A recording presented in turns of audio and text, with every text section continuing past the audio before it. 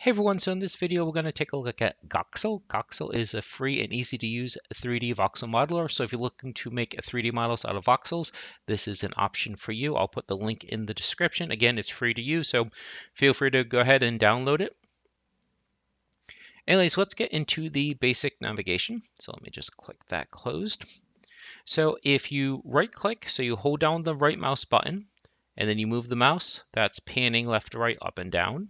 So that's holding the right mouse and then moving, holding the right mouse button. If you hold down the scroll wheel and move the mouse, that instead rotates. And then if you just scroll the wheel forward or backwards, then that gives you your zoom in and out. Undo, redo, delete, so pretty standard. And then these are something that you see in various applications, particularly 3D modelers, and that is it puts the drawing tools into an overall mode. So this is add mode, subtract mode, and paint mode. So in a 2D application, you'd probably have a separate tool to erase, okay? Here instead, they give you use the same tool, but you change the mode to erase. So what would happen is if you're in add and you're using an orb tool, it will draw an orb. If you are in subtract and you use that same tool, it will remove that orb shape if you're drawing along another shape. So you can use that for like carving and things like that.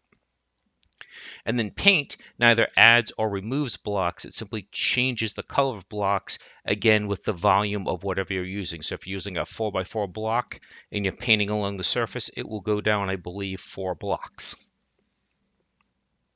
Okay, so keep that in mind, the different modes. So if you're looking for certain tools, it might not be a separate tool. You just use the same tool, but in a different mode. And like I said, there really isn't an erase tool.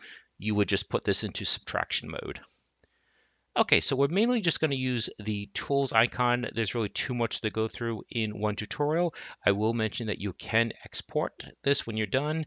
So you can export it in various 3D model formats such as OBJ, which is compatible with Unity, and those are the people that I'm usually talking to for these tutorials, but certainly everyone is welcome. You can export it to Magic of Voxel. You can export it as a 2D image, so a PNG. So if you're trying to make a legitimate 2D isometric game and not use a 3D model, you could use this as well. All right, so we'll go back to tools. So here's the brush tool, and then if you just by default, you can see that you're drawing with a single block. And sure enough, size here is 1. You can also change the color if you want, so you can click here, maybe make this green, and it's the size of 1. So say we change it to 4, let's undo that. You're now drawing with a 4. Now, as you can see, it is not coming out all 4. You'd have to use the offset. So if you take the offset here, maybe go out to a 1, you can see it comes out further now. So keep that in mind, depends what you're trying to do. And then there's also symmetry. So maybe you're trying to draw a frame. And let's bring this back down to 1. And if we do X, Y, and I think Z at the same time,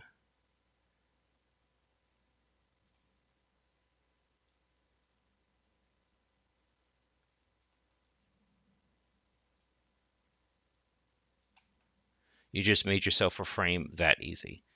Now we'll just go to subtract mode. And again, it did it on all sides. So you can make primitives really quickly if you use the proper symmetry. So that just saves you a lot of work because rather than drawing, what would that be, 12, 16 lines, you only had to draw 3. Okay, so that was just one example of what you can do. So let's undo that. And now we can go to shape and let's undo the symmetry. So at a size of 1, this really wouldn't look like a sphere, so we'll have to increase this a little bit to make it look like a sphere. And we have to go back to add mode. That's why we weren't seeing it. Like I said, you have to be mindful of what mode you're in. And again, there's a sphere, but it's kind of cut off. Again, offset. So if you bump that up to like 1, now you can see not quite the whole one. It all depends, I believe, on the size. So size versus offset. So there, I believe the whole thing is being shown now. And there's no absolute right or wrong. It all depends what you're trying to do. And then the last one is cylinder. And again, if I hadn't changed the offset, it would be cut off here.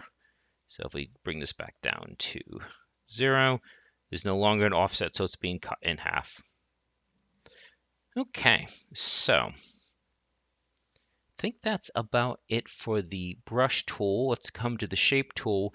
Now, even though the interface, the options are very similar, it works very differently because whereas the other one, you were taking a shape and repeatedly drawing it, here you're going to dynamically draw a single shape of a size that you're that you're basically choosing in real time. So right now I've got cylinder, and if I left click, see how it's drawn it in real time, whereas the other one had a fixed size. This one, you're determining what size you want it to be. And then you can do this with sphere. Now, one of the things that's interesting is, particularly with sphere, if you don't give it enough room, you are actually going to get more like an ovoid, so something that's oval. So if you start up here, you'll have plenty of room, and you can make your sphere. You can work on your Death Star or whatever you're trying to make, okay? But if you start down here, see, you can't do it. You wind up making like a saucer. So let's see if I can get this to look right.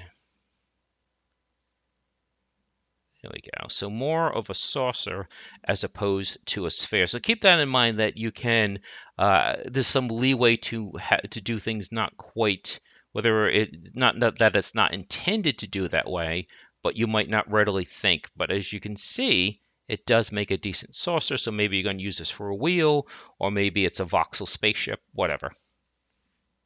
And so it's those kind of happy accidents like that happened when I was first recording this. I said, I'm going to re-record that because I really like that. And I'm going to pretend that it was intentional, but I just admitted that it wasn't. Okay, so the last tool that I really want to talk about, well, we'll do two more. We'll talk about extrusion. So you can extrude a shape upwards or outwards. So in this case, I'm just making that change. So if I grab here, it just makes that change. So you can have some interesting effects if you're trying to, as the name says, extrude just part of it. So I believe it's using that plane and it's using whatever is adjacent. So let's see if I click here. Yeah, see, it's only pulling that out. So I believe it's looking at adjacency. And the last thing I will mention for this video, because like I don't want this video to be too long, and I'm going to do individual tutorials to really show how a certain tool works, is the laser. If I can figure out how this works, I think this is going to be a very powerful tool, because what this does is this draws a tunnel straight through an object, and depending on the size determines how wide the diameter of the hole that's being bored. So if I do that,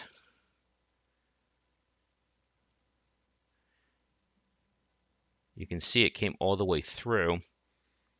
And again, it went at this angle. So the big mystery that I can't quite figure out is angle. If we can figure out angle,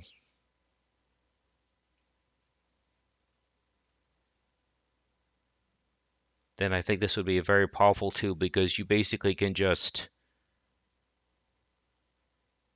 carve up a shape in real time. And I think that's an incredibly visceral tool to use. So whereas Blender and 3D models like that use, you have to modify edges and you have to modify individual vertices or whole facings, this just lets you carve and whittle in real time.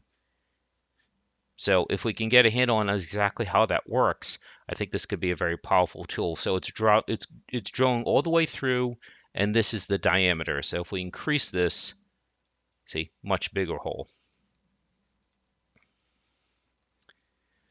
Okay, so I think that's about it. Yeah, if anyone knows, feel free to put that in the comments and I'll give you a shout out in the next video because like I said, I'm really impressed by this, so I think I'm going to do a series of videos on this. I think I've already done everything that I can do with 3D Builder, and like I said, I'm pretty much done with Ken Shape. I think that that's just too limited in my opinion, and I've already done some tutorials for uh, Tinkercad. So this would be the next one to do some tutorials for. So if there's anything that you want to see, let me know, and I'll be more than happy to try to see if I could do a tutorial for that. But again, it's free, so you can just download it. So I think that's it for this tutorial. Like I said, there's no way I can cover every single option. There's just too many tools, and I wouldn't do it justice. So I'm going to break this up into a few videos, and the video will focus on using that tool.